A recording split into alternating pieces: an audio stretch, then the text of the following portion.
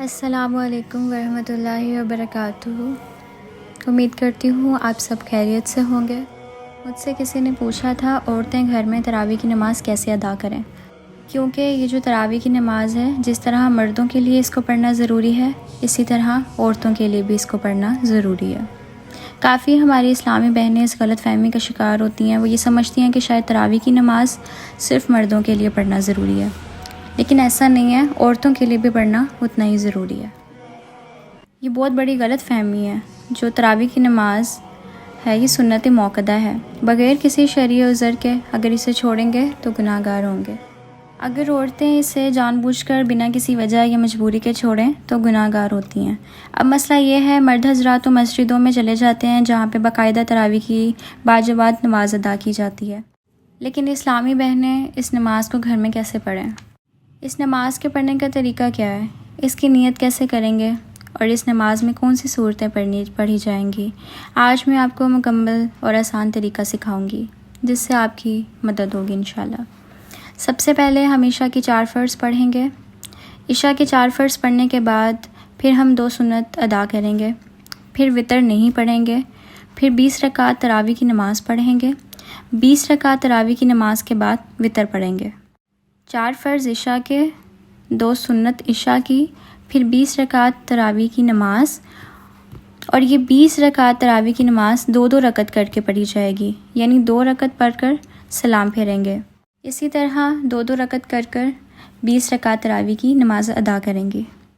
اگر آپ 4 رکعت پڑھتی ہیں تو بھی کوئی مسئلہ نہیں ہے، نماز ہو جائے گی، لیکن بہتر نہیں ہوگی۔ مناسب یہ ہے کہ 2 رکعت کر کے پڑھی جائے۔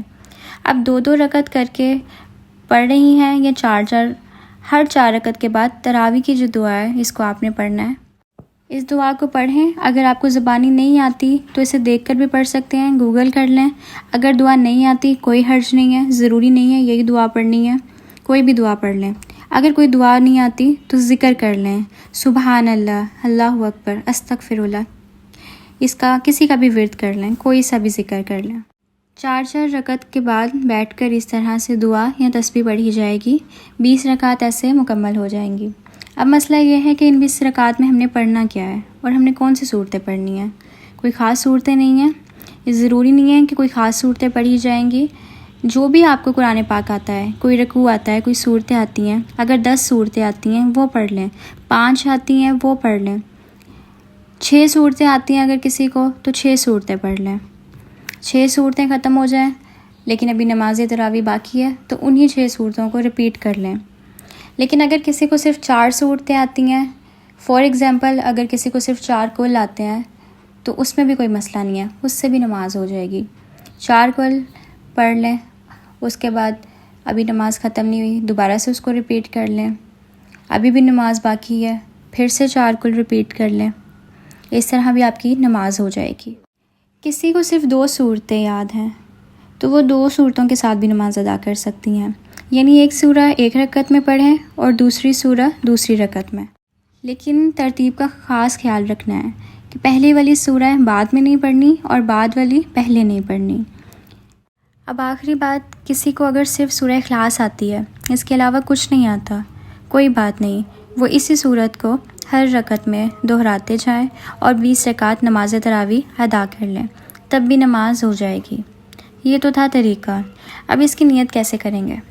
دیکھیں، نیت کہتے ہیں دل کے پختہ ارادے کو، زبان سے نیت کرنا کوئی ضروری نہیں ہے، کوئی لازم نہیں ہے۔ آپ کھڑی ہوئی ہیں، آپ نے دل میں ارادہ کیا ہے میں 2 رکعت تراویح کی نماز پڑھتی ہوں، آپ کی نیت ہو جائے گی۔